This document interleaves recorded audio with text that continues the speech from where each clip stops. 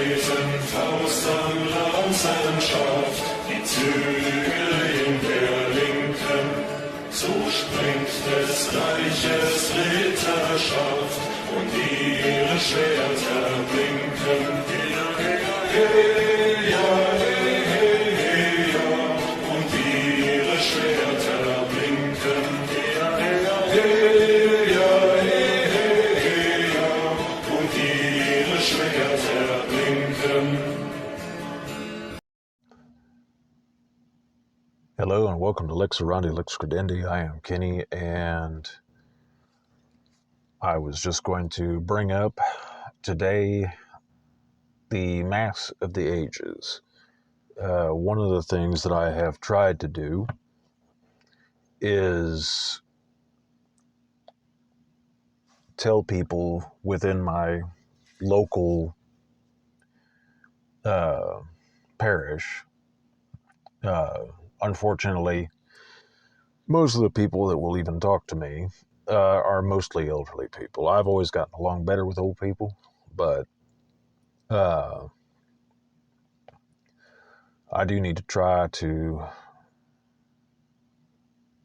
introduce myself to some younger folk. And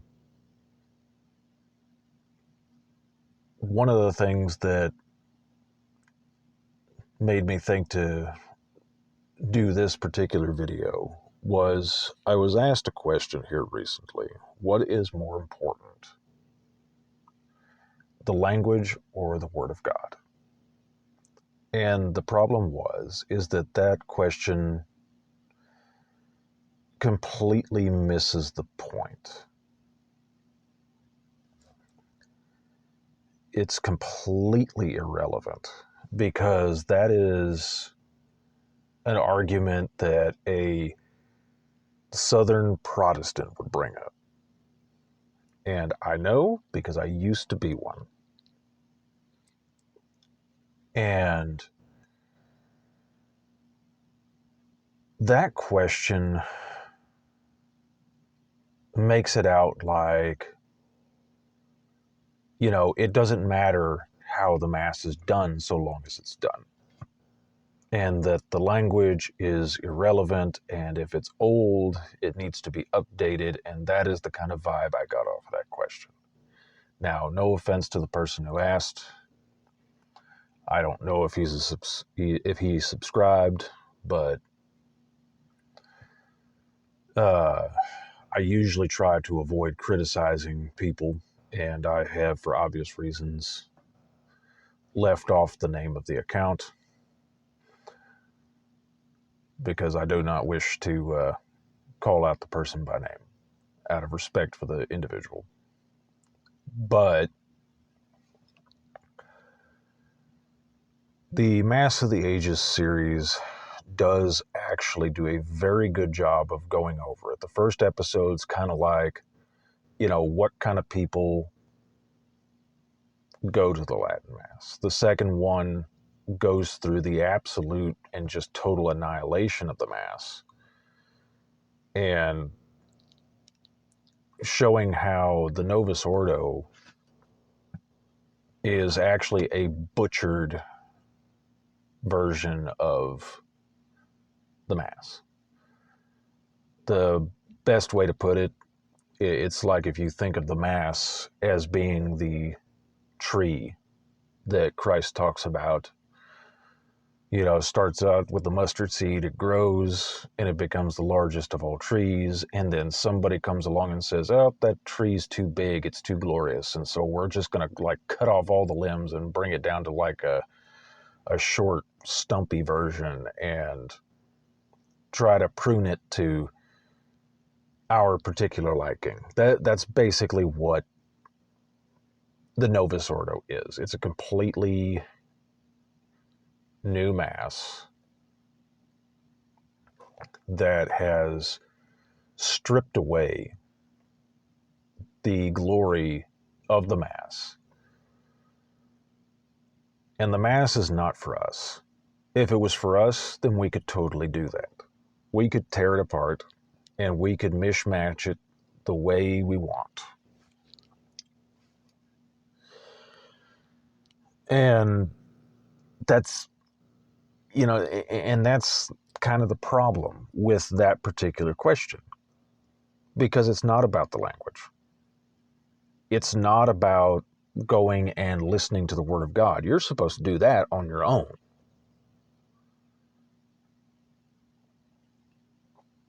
And so I do suggest this individual, and I did comment back with this individual and explained this in a very short version, and suggested The Mass of the Ages and Taylor Marshall's book, Infiltration. The third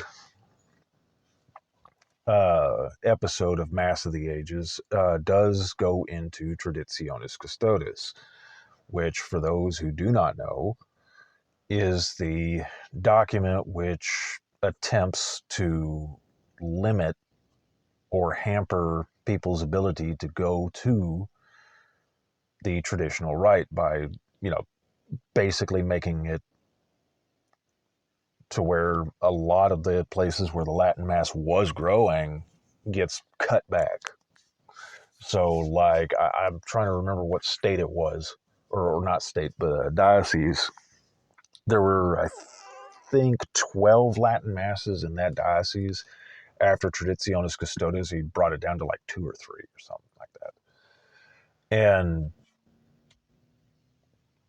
so the third episode goes into, like, what do we do now? And for the most part, it was pretty good, at least from the standpoint of your diocesan Latin Masses. Now,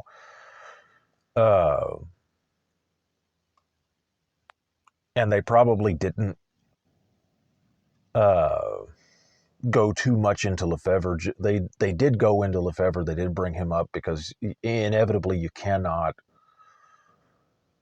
talk about the Latin Mass movement without bringing up Archbishop Marcel Lefebvre and his Society of St. Pius X.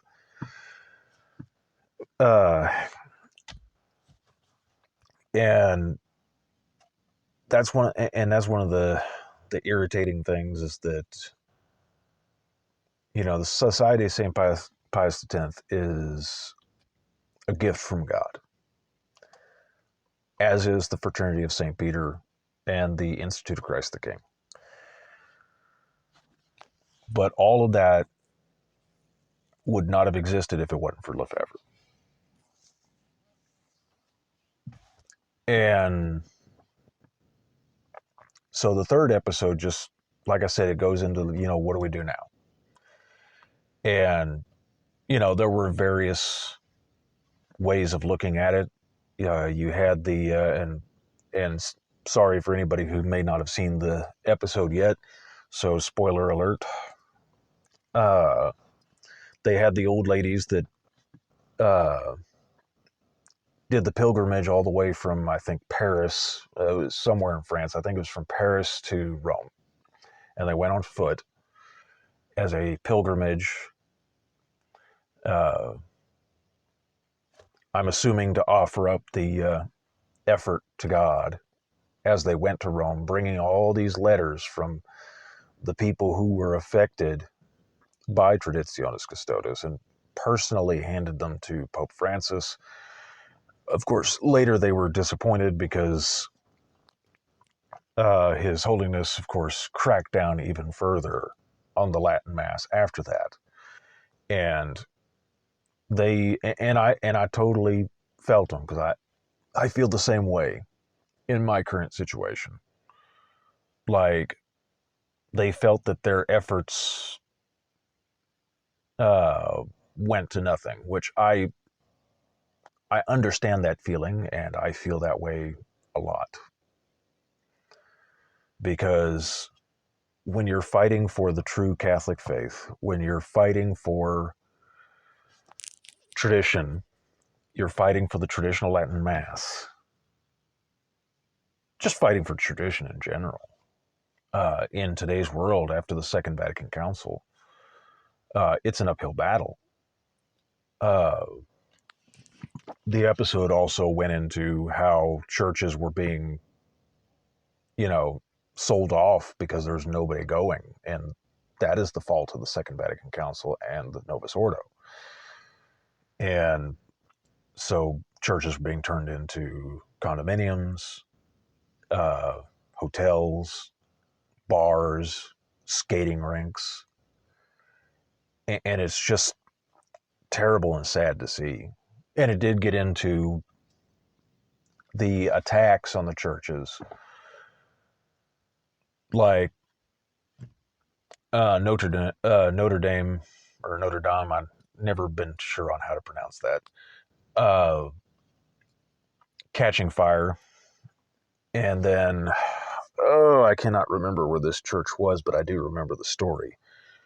The Shrine of the Sacred Heart was set on fire and just totally destroyed. And that, of course, is a sign of persecution.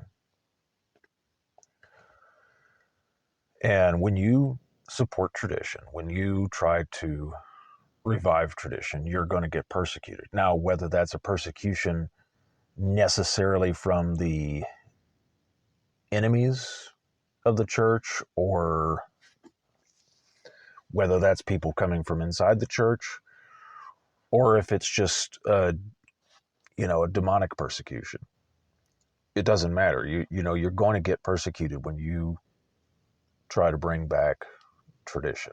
And I have felt over this Lent, I have had a very difficult Lent. I have been enduring attacks from all sides, from all angles. I have not felt any attacks from my fellow Catholics, mainly because although I do talk about the Latin Mass a lot, I think they see me as harmless. And to a certain degree, they're right. There's very little I can do. The only thing I can do is just make noise and annoy people at this point. And we need more people like that. And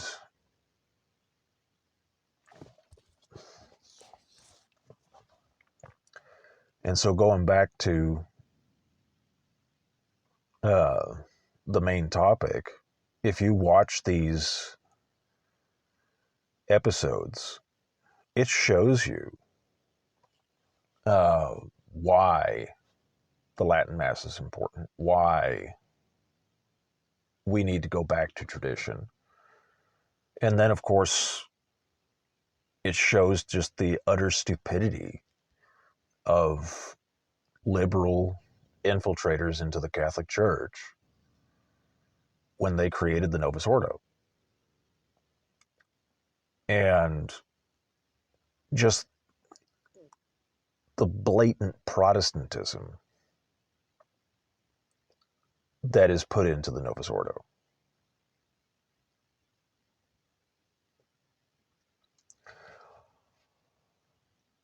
And so I'm trying to think of how I want to say this. The Mass, as I said earlier, since it is for God, that is why the Latin Mass is the way it is. Because everything is geared towards God. The priest faces God on the altar. In the Novus Ordo, he faces the people and entertains the people. In the Latin Mass, everything's in a sacred language, which means that it can't be toyed with. I mean, I'm sure somebody could try to toy with it, but Latin being a dead language in which, people aren't speaking on a regular basis. The reason you can monkey around with the words in the Novus Ordo is because it's in the language of the people. So the priest can screw up the words intentionally or on accident. And, it's going to mess up the whole Mass. Whereas in Latin, you can't screw with it.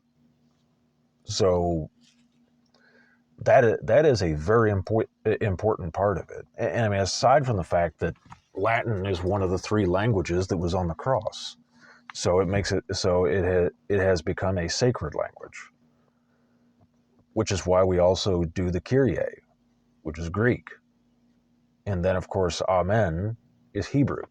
So you have all three sacred languages in the Mass, and Alleluia is also Hebrew.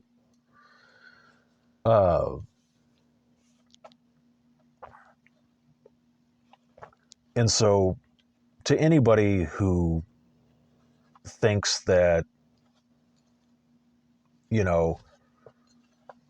it's just about the language, or it's just about, smells and bells, or it's just about, things being beautiful.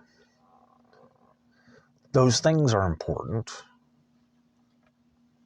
but it's not important because we like it.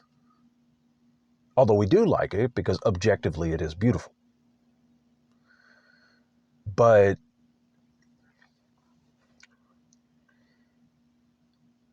the reason the Mass is beautiful, the reason why the language is the way it is, the sacred language of Latin, is because it is all for God. It is all intended to give true and reverent worship to God, which He is owed. If you go to a Novus Ordo Mass, what are they worried about? They're worried about keeping your attention. They're worried about, coming up with better music, bringing in a band, bringing in a music director that's like constantly trying to switch it up so that people don't get bored. And that's the problem. The Novus Ordo is not about God, and the Latin Mass is.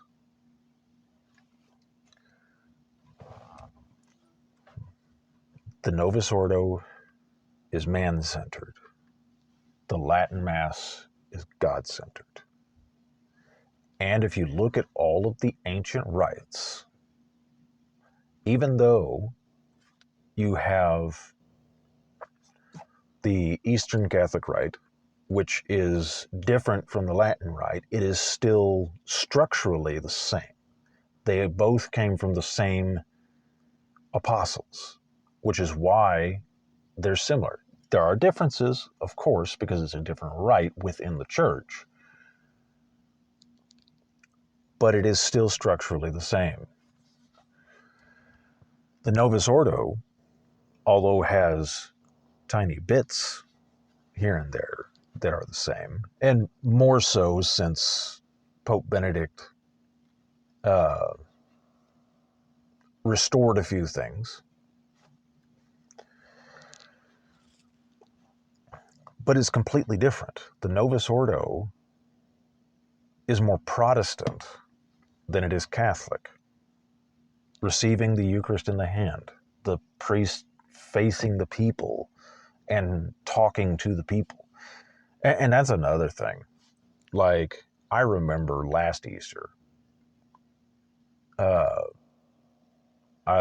guess they paid like a bunch of people to, sing the Gloria, because you don't say the Gloria until Easter. And so when the Gloria was brought back after Lent,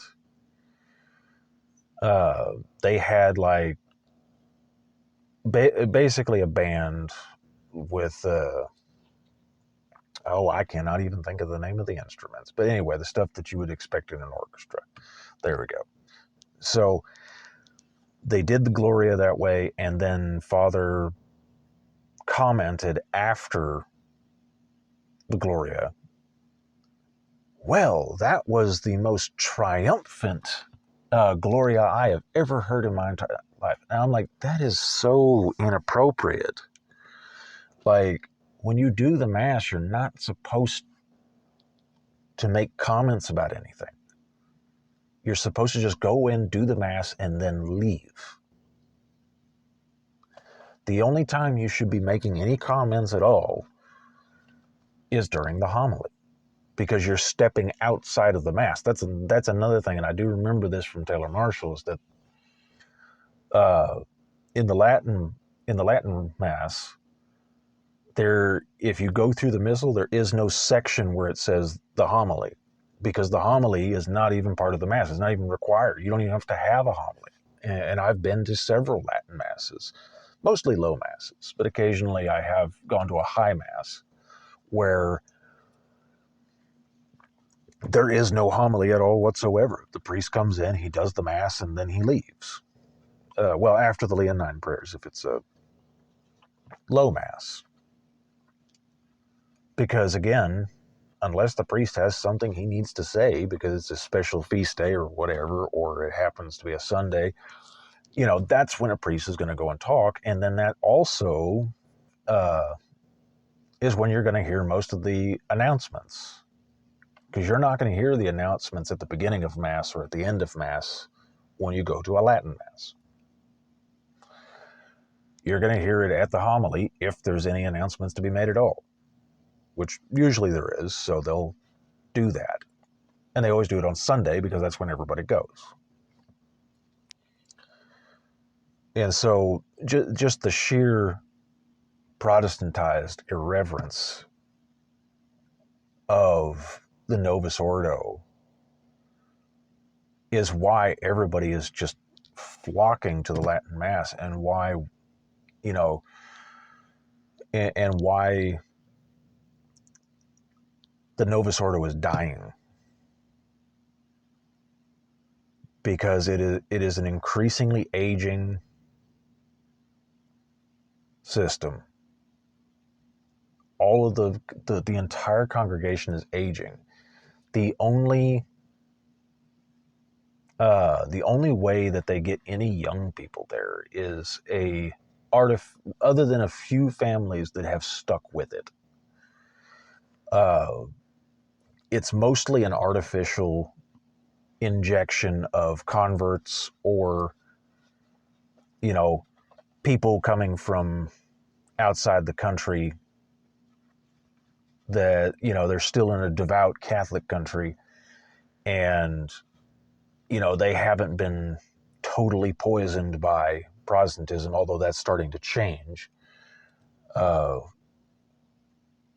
because there's a lot of Protestant missionaries going to a lot of these Latin American countries. Some of these Latin American countries have already been completely Protestantized. I know over there in the Philippines, they have several Protestant churches that are yanking people away. The two big ones, Iglesia Ni Cristo, is the big, basically like Unitarian type church that's yanking people away from the Catholic Church over there. And then the Mormons, because the Mormons are taking advantage of the fact that people in the Philippines are just mesmerized by foreigners. And so they're taking advantage of that to lure people into that false church. And so this is why tradition is so important. This is why the Latin Mass is so important. It's not about the Latin. It is about our faith. It is about God. It is about giving due worship, reverent worship to God. The Latin Mass is only for us insofar as when we reverently worship God, and it's not about us, we are going to become better Catholics. Whereas in the Novus Ordo, people have, generally speaking, weak faith, or they just don't know their faith at all. Short confession lines and very long lines for the Eucharist. Those are the problems that you have in the Novus Ordo. You don't have that problem in the Latin Mass. Now, is that 100% across the board? No. There's always going to be areas where people are going to the traditional Mass and not doing what they're supposed to. There's always exceptions to the rule. Now, I don't know of any. I've never heard of any, but I can guarantee there's at least one. But with the Novus Ordo, it's Protestantized, it's feelings-based. Like, I cannot tell you how many times I'm just talking to somebody about this stuff and they get angry at me for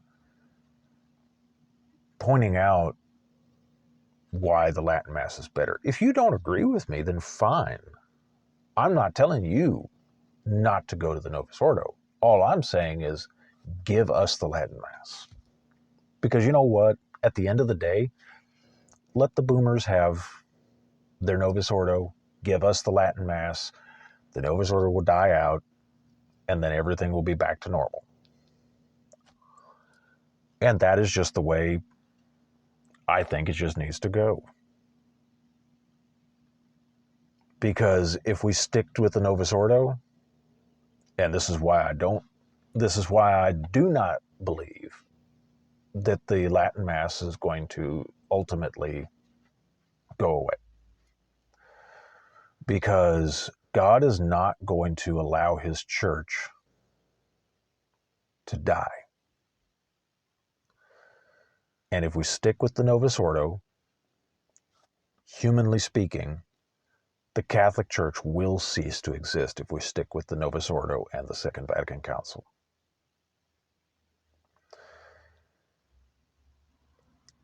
But we do have God. And because we have God, he is not going to allow the faith to be extinguished, which is why the Latin Mass is not going anywhere. It's going to get scarce, which is why we have to do everything we can to bring back the Latin Mass. And don't let these people come up to you and ask ignorant questions like, what's more important, this thing or that thing? It's like, it's all important. But the ultimate importance is that this is a reverent worship of God. This is apostolic. It came from the apostles. The Novus Ordo was made from scratch. Pardon the phrase, but it was pulled out of their butt, quite literally.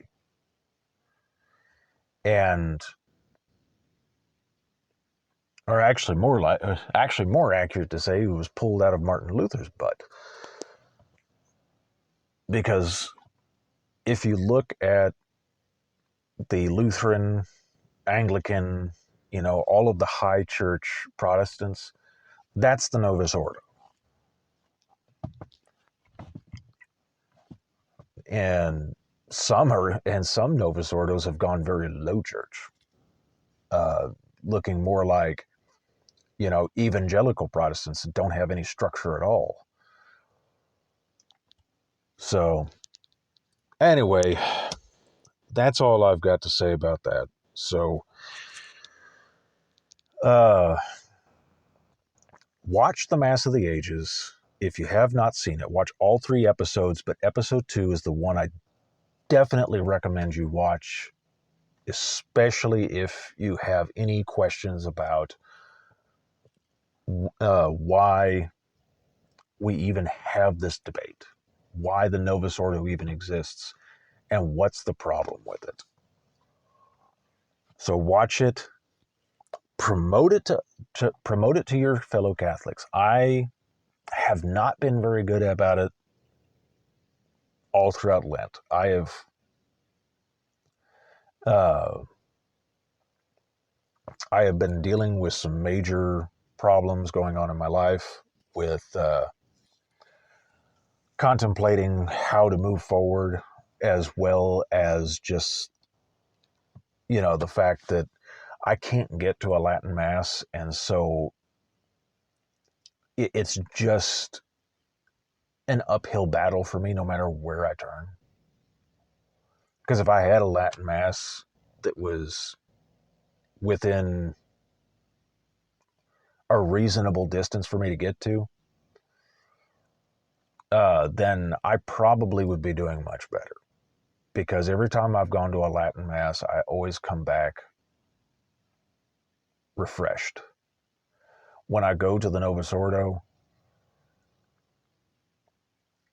I just can't take it seriously. And the longer I'm in the Novus Ordo, the less serious I can take it.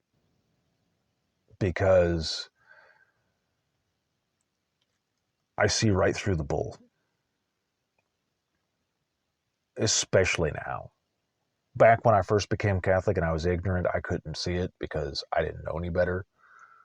But now I've learned my Catholic faith way better than I did when I first became Catholic, because I studied myself into Catholicism, and and learning about the Catholic Church from church history going all the way back to the beginning when Christ originally founded the church on the Rock of Peter, and then going all the way through to the current, is what made me Catholic in the first place. But whenever the Novus Ordo, obviously being the only option I had in front of me, I was just like, okay, in my Protestant brain at the time, I just like, okay, well, they used to do it that way. Now they do it this way, and I didn't see a problem with it because I was still weeding out my Protestant mindset. But now I'm to a point where it's like I see the problems. I see the theological issues with the Novus Ordo and everything that precipitated it. So, anyway, I already said I was going to get off and then I rambled again. So, I'm going to get off of here. Go watch those episodes, especially if you haven't read Taylor Marshall's book, I suggest reading it. Pray your rosary. Pray it hard. Pray the original 15 decades. If you're one of those people that wants to pray the luminous mysteries, that's fine, but that is an add-on, an optional add-on. So I don't generally promote that one. So, but if anybody out there wants to pray it, I'm not going to judge you for it. But it's not part of the original rosary, so I don't do it and I don't promote it. So pray the 15 decades of the rosary, the joyful, sorrowful, and glorious. Get the brown scapular, get enrolled. Pray the little office of the Blessed Virgin Mary, which is part of the brown scapular devotion. Do the best you can to learn the faith. Read a lot of Bellarmine. I'm really liking his books. You can get them at oh crap, I'm forgetting anyway, look up Ryan Grant. He translates all those books into English. Anyway, until next time, Deus Vult.